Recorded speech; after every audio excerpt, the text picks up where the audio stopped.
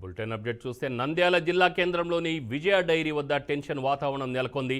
నలుగురు డైరీ డైరెక్టర్లతో కలిసి dairy society president Bhuma జగత్ విఖ్యాత్ డైరీకి చేరుకున్నారు. తనను సొసైటీ ప్రెసిడెంట్గా డిఫాల్టర్ ఎలా చేస్తారని డైరీ మేనేజింగ్ డైరెక్టర్ను విఖ్యాత్ ప్రశ్నించారు.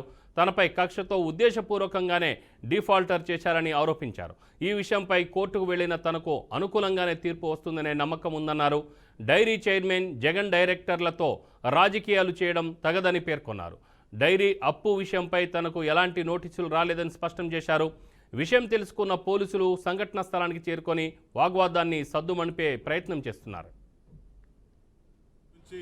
కొన్ని లీక్లు ఇచ్చి మీడియాకి ఒక దుష్ప్రచారం చేస్తూ నేను నా ఒక సభ్యత్వాన్ని నా ఒక సొసైటీని రద్దు చేస్తున్నట్టు మరి సాక్షి టీవీలో స్క్రోలింగ్ రావడం కానీ సాక్షి పేపర్లో రావడం కానీ జరుగుతుంది.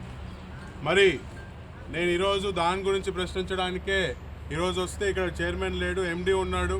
మరి ఎండీని కూడా సూటిగా మేము ప్రశ్నించడం జరిగింది. మొదటిగా మేము చూసుకుంటే నిజంగా నేను జగత్ డైరీలో భాగమై ఉండి జగత్ డైరీ నిజంగా బకాయిలు ఉండింటే 5 సంవత్సరాలు అయింది నేను ఈరోజు చక్రాంతలపల్లి నుంచి సొసైటీ మెంబర్గా ఉండబట్టి. 5 సంవత్సరాల్లో గుర్తు రానిది ఎందుకు ఈరోజే గుర్తు వస్తుందని చెప్పి నేను సూటిగా అడుగుతున్నాను. అంటే చైర్మన్ గారు ఒకరోజు నిద్రలేసి అమ్మో ఈరోజు విఖ్యాత్ డబ్బులు కట్టాలి కదా అని చెప్పి ఈరోజు సడన్గా ఆయనకి నిద్రలేసి గుర్తు వచ్చినట్టు ఈరోజు ఇక్కడ వ్యవస్థ పనిచేస్తుంది. 5 సంవత్సరాలు వీళ్ళ ప్రభుత్వమే ఉండింది, ఎందుకు ఏ యాక్షన్ తీసుకోలేదని చెప్పి నేను అడుగుతున్నాను. అలిగేషన్స్ చేస్తున్నారు నా మీద, 2 అలిగేషన్స్.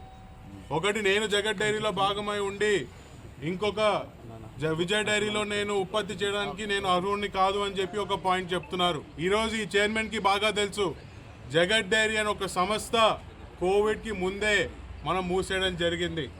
ఆ రోజు ఇదే చైర్మన్ ఆలగడ్డకు వచ్చి 3 అడుగులు వకీఫ్ బోర్డులోకి మేము ఎంటర్ అయ్యామని చెప్పి ఎన్నో కేసులు పెట్టినాడు జగత్ డైరీ మీద. ఈ ప్రభుత్వంలో ఈ యొక్క విధానంలో ఈ ప్రభుత్వం నడిచే తీరులో వ్యాపారం నడపలేదని చెప్పి మాకు అర్థమయ్యి కోవిడ్ ముందే జగత్ డైరీ అని ఒక సంస్థని మూసేయడం జరిగింది.